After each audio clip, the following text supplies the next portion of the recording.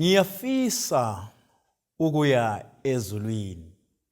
Mlaleli othandekayo, ngiyafisa ukuba wena lami leli lizwe lesithembiso siyefika khona.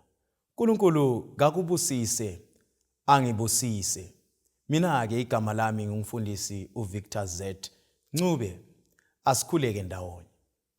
Baba wethu othandekayo sezulwini, nanti thuba elokufunda ilizwi lakho eliyingcwele. Nangumntanakho sihlanganyela ndawonye kuleli lizwi, sicela usifinyelele. Zinengi izinto ezingasiqambula kule imzuzu embalwa ekufundeni ilizwi lakho. Sicela Nkosi usibuthe ndawonye ukuze ekucineni kwelizwi lakho sithi simzwile uJehova ekhuluma lathi. Umthandazo wokukholwa egameni leNkosi uJesu siyakhuleka. Amen. Iyaxoxwa indaba. Umntwana uyise wayesebenzela emazweni aphetsheya. Uyise wasethola ithuba lokuba alungiselele ukuba imuli yakhe eze ekhaya azoyibutha ayise kuleli lizwe asehlala kilo. Ake silinike ibizo leli lizwe sithi kuseNgilandi.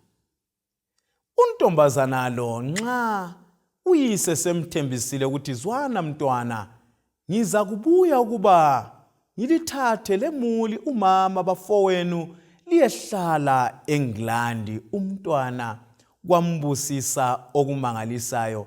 Indlela aphila ngayo yatshintsha, indlela agqoka ngayo yatshintsha, indlela adla ngayo yatshintsha.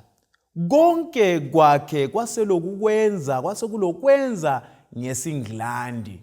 Wayefika emagagasini aphendle akhangelisise ukuthi kanti eNgilandi kuphilwa kanjani.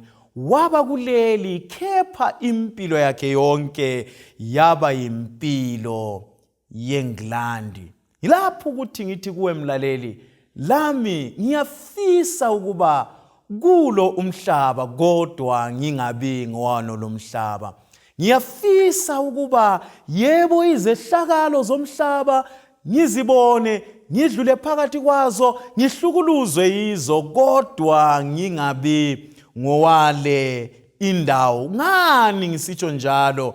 Khangela phela, nxa kuwona lo mhlaba uyavuka ekuseni kujuluka izinyembezi, imkhumbulo isabalele sidlula phakathi kwamagagasi empilo anzima, amanye angeke achasiseka. Khuluma ngokugula, hamba ezibhedlela eziseduze lawe, uzathola ukuba ngomzuzu kulomuntu obubulayo, kulomuntu owehlukana lomphefumulo wakhe. Izihlobo imuli zibuthane, kuzanywe imizamo yokuba lumuntu athole impilo, kwehlule imithi dule, kube nzima ukuba impilo iqhubekele phambili. Bala izintandane ezikhona ngekhaya, bala izintandane ezikhona esabelweni, bala bala izehlakalo ezihlukuluza abantu ekuphilweni. Khangela intsha lamhlanje ithethwe imdakamizwa, abanye balala emabholokhweni. Kakumanga kuhle. Ngiyafisa ukuba kuleli lizwe lesithembiso ngiye khona. Khuluma ngamanyala, okunye kakukhangeleki, okunye kuhlasimulisa umzimba esidlula phakathi kwakho. Ngiyafisa ukuba ngiye ekhaya. Nengike izithembiso uJesu azilethileyo esekuwona lo mhlaba. Esinye sezithembiso sizithola encwadini kaJohane 14 verse lika 1 usiya ku 3, eveza ukuba inhliziyo zethu mazingakhathazeki, kasikholwe kuye uBaba.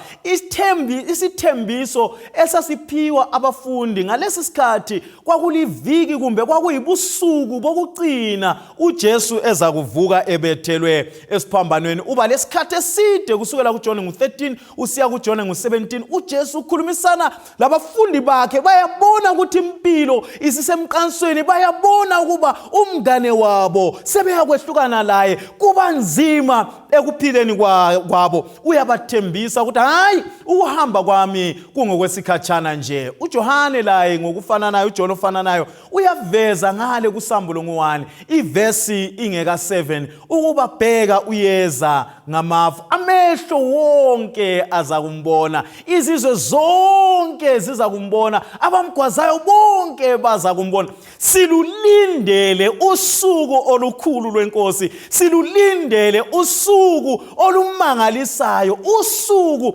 oluzamisa izehlakalo zonke ezisemhlabeni izinsizi zonke ziyakudlula ukukhathazeka kuyakudlula ukufa kuyakudlula balisa zonke izehlakalo ziyakudlula umpostoli Paul abesekhuluma la amazwi kakhulu ekhulumisana lebandla laseKorinte ekhulumisana lalo ikakhulu ngobunzima ababelabo lokwesaba ukufa ngoba ukufa kwesabeka ukufa kwesinsikhathi imvumela ngithi lakubani kakujwayeleki ukhuluma ke la amazwi encwadini yabaseKorinte bokuqala ngo15 ivesi ngelika 50 usiya ngo51 usiya ku54 uthi khangelani ngilitshela imfihlakalo kasikufa sonke kodwa siyakuphendulwa sonke ngesikhatshana ngokuqwayiza kwelihlo ekukhaleni kophondo lokucina ngoba uphondo luza kukhala abafileyo baza kuvuswa bengelakho ukubola thina ke siza kuphendulwa ngoba okubolayo kumele kwambathe okungaboliyo lokubolayo kwambathe okungaboliyo lalokho okufayo kumele kwambathe okungafiyo verse ngelika 54 nxa lokho okubolayo sekwambethe okungaboliyo lalokho okufayo sekwambethe okungafiyo kuzagcwalisekwa okulotshiweyo kokuthi ukufa kuginyiwe ekunqobeni kufa kungaphi ukunqoba kwakho na kufa lungaphi udonsi lwakho na kungenzeka ufelwe kungenzeka uphakathi kosizi nxa bekubamba ukuthi hayi qina ukhala ngamandla ngoba udabukile kubuhlungu ukwehlukana lomhlobo oligugu lithi iBhayibheli siyeza isikhathi lapho uJesu uqobo lwakhe eza kuqeda konke lokhu ukufa kuyakudlula ngokuqwayiza kwelihlo istress siyabe singasekho ubuhlungu kungasekho insizi inswelo kungasela ntandane kungasela mfelokazi kungasekho ukuhlukuluzwa kungasekho ukubulawa cabanga izimpi ezikhona cabanga konke okwenza abantu behluleke ukuhlaliseka pho umbuzo uthi njengoba lezi zithembiso sizithola kungani uJesu ephuza ukubuya sifisa ukuya ekhaya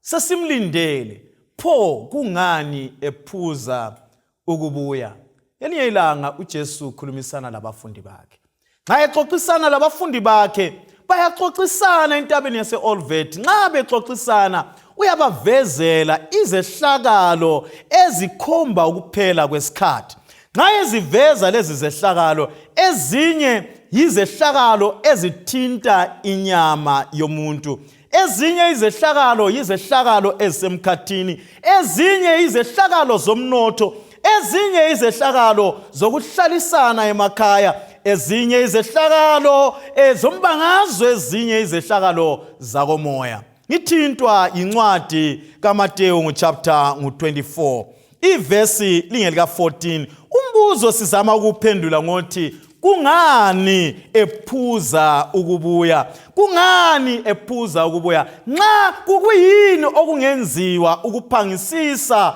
ukuza kwakhe ifunda incwadi kaMateyu 24 ivesi ngelika 14 ithi leli vangeli lombuso liyakushunyayelwa emhlabeni wonke kube yibufakazi ezizweni zonke anduba kufike ukuphela. Haleluya.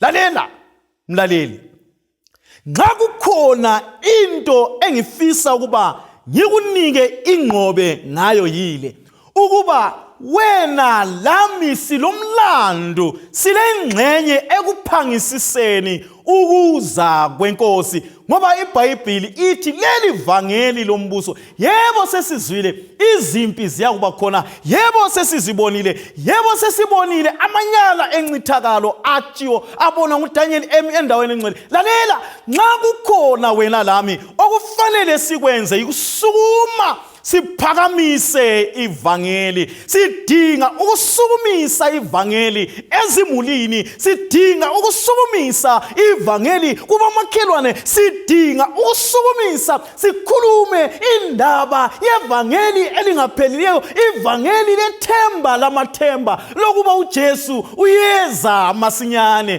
Kababekwazi ezimulini, kubamakhelwane, esigabeni, elizweni lonke, size siphumele phandle kwelizwe esiphila kilo. Leli vangeli lombuso kalishunyayelwe ezizweni zonke, libe yibufakazi kwande kufike ukuphela. Nansi into edanisayo, banengi abafisa ukuya kuleli lizwe lingashazwayo, banengi abakhuluma ngalo, banengi abayezinkonzweni bathi hayi thina sikhangelele ukuza kwenkosi yethu Jesu. Kodwa bonke laba inengi labo bahlezi bekle, bathule, bacabanga ukuthi umsebenzi ngowabafundisi, umsebenzi ngowabadala bebandla, umsebenzi ngokabani lobani. uNkulunkulu ubiza wena lami ngalesi sikhathi.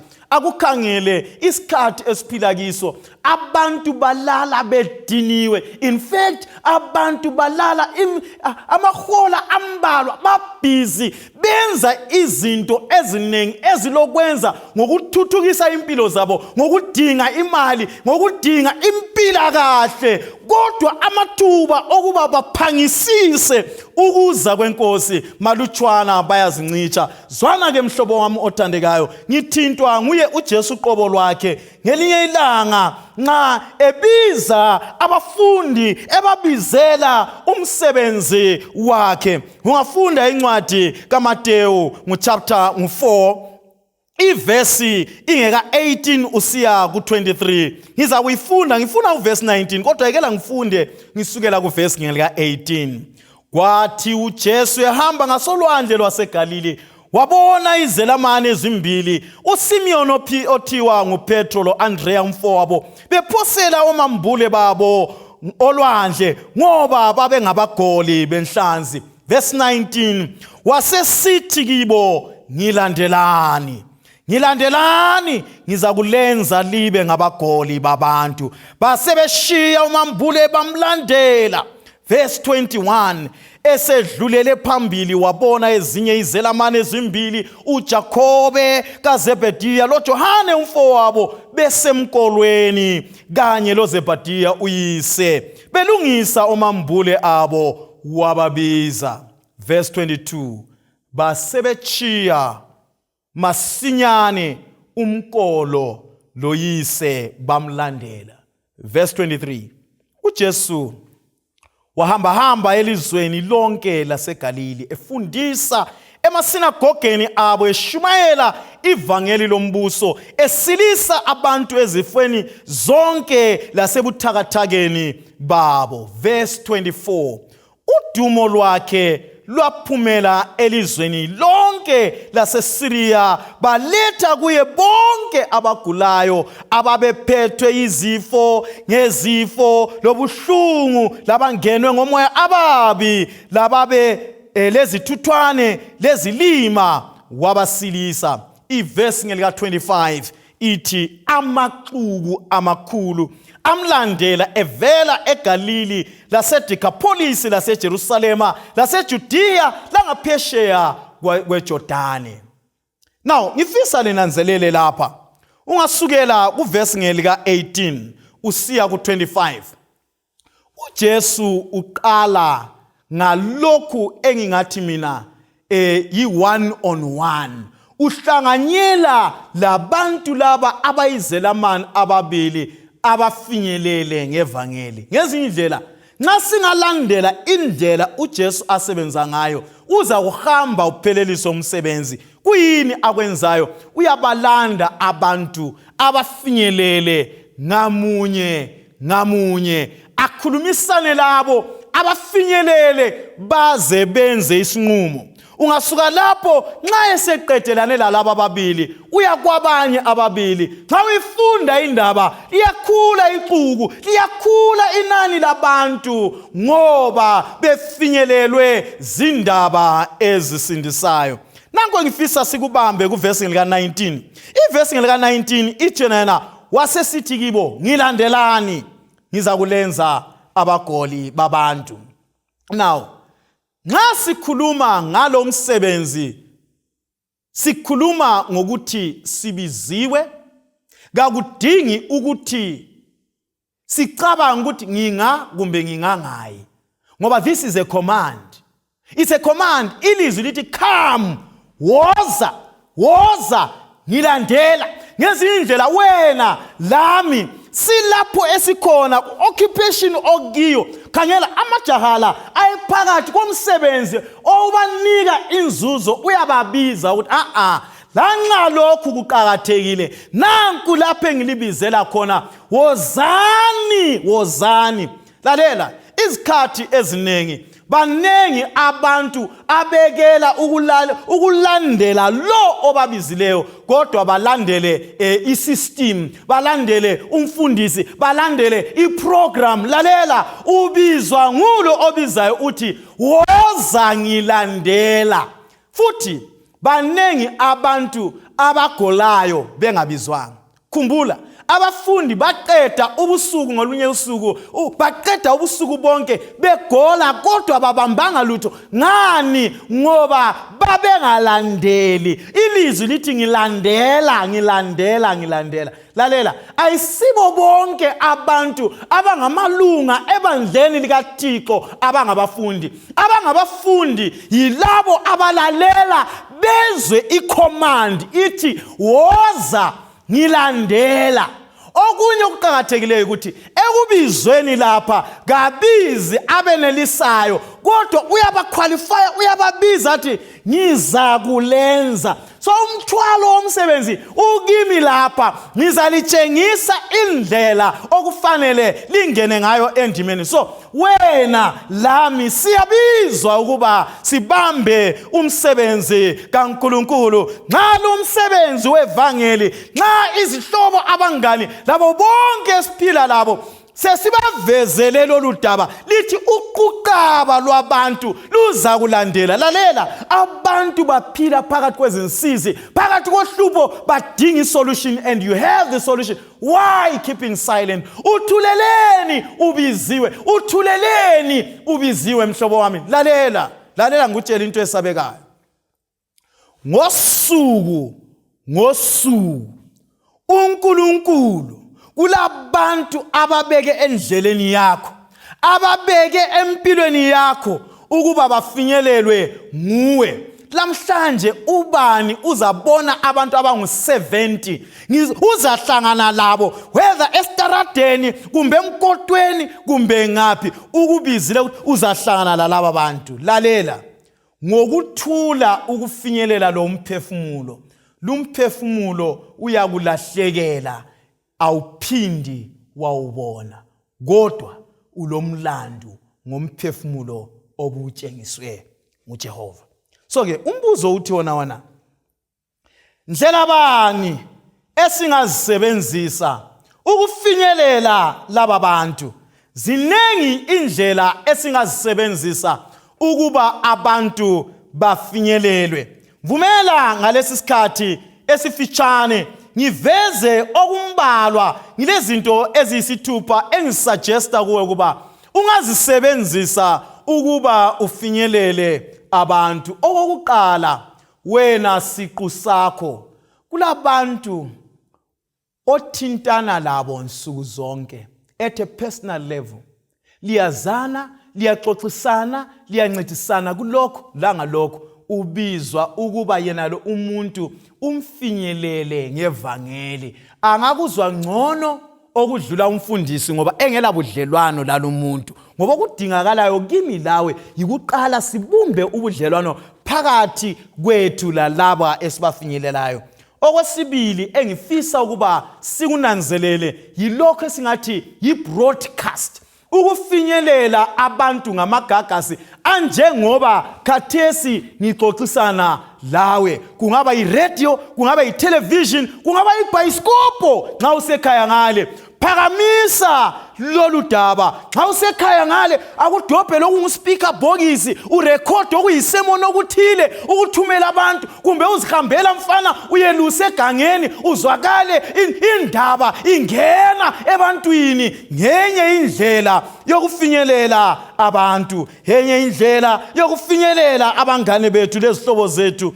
Indlela esingathi print media okuyikuthi kukhona izilobo esingazifinyelelisa ebantwini.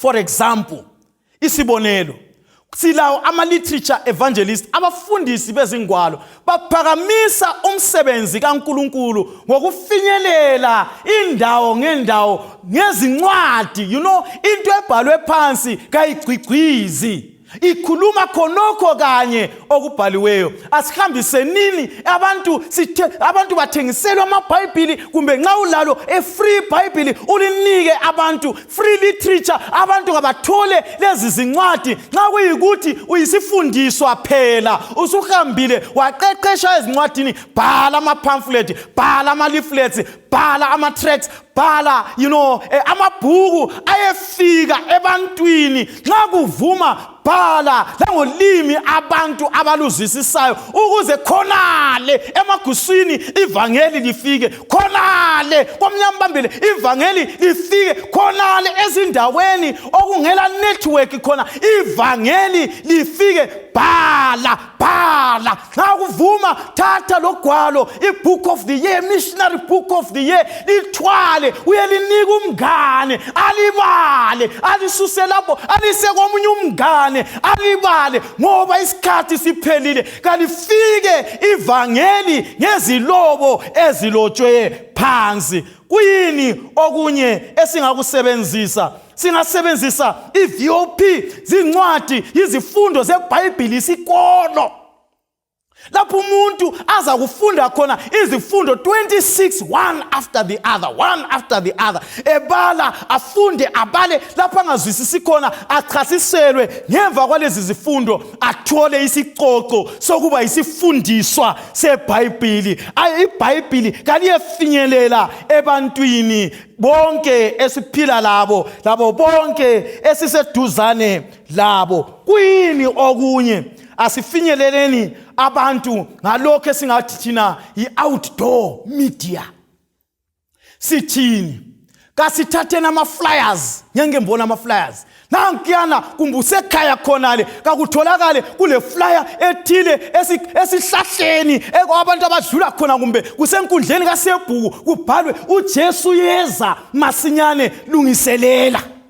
Nxa kuvuma bhala kulama billboards, kulama notice boards, asihambeni siyefaka. Nxa usemadolobheni kakubonakale nxa kusokubhalwa welcome to Bulawayo eceleni laphana kulodaba oluveza ukuthi uJesu uyeza masinyane asimlungiseleleni. Nxa kuvuma khona lemakhaya njalo emabhoholi ezikotsho lapho kuhlangana khona abantu kakube khona izilobo esizichiya khona abantu baze kathi kwenzakalani. Ivangeli kalihambe kusematerminus, kusemabhawa. Ivangeli kalihambe lisukumise uphakamise uJesu lapha emhlabeni lapha ayisikho kithi. Let us stand up. Singami ngokujwayela izinto sekuseduze ekhaya, izinto kazimanga kahle. Sukuma mfundi, sukuma vangela, chumayela uJesu eze asithathe siye ekhaya. Njani? Nanziyana imoto yakho akuyifake phela kuyisticker okuthile okuveza ukuthi uJesu yeza masinyane. akungitshele nxa singaba labazalwane abangu-1000 bonke belezimota zibe lestikhi esifananayo nangu yana lapha uyale kukhuluma ivangeli uyale kukhuluma ivangeli nxa kuyibhasi nxa ungena ebhasini kakufakwe istikitana abantu abangu-72 sebebona ukuthi uJesu yeza masinyane kufakwe le verse nxa singenza njalo sifinyelele abantu kungonsi zonke zokuphila kwabo abantu badinga lelo themba zwana mhlobo wami othandekayo nxa usesikwenzile lokhu sasebenzisa even imedia sayisebenzisa internet mobile devices safinyelela abantu ngabo WhatsApp internet everything ngiyakhuluma sihlobo sami esithandekayo masinyane ivangeli liyafinyelela emhlabeni wonke kwande kufike ukuphela likhale icilongo asithathe siye ekhaya ngiyakunxusa ungazideleli God is calling you uNkulunkulu ukubiza ebuthakathakeni bakho ukuba sebenzisa lokho lakho finyelela lo oseduzane lawo nxa lokho sekwenzakele iyakhala imparampara ngokucwayiza kwelihlo eze asithathe siye ekhaya ayisosifiso sakho yini uNkulunkulu olomsa uNkulunkulu olothando kakunika amandla akunike isibindi sokuphakamisa leli vangeli masinya siye ekhaya asikhuleke baba othandekayo sezulwini siyabonga ukukhuluma lathi silapha ukuzimisela ukuba singene endimeni osibizele yona ngoba sekuseduze ekhaya cilongo liyakukhala masinyane nje siye ekhaya sinike isibindi sokumela iqiniso namhlanje kuze kube phakade ngoJesu inkosi ethu siyakhuleka amen.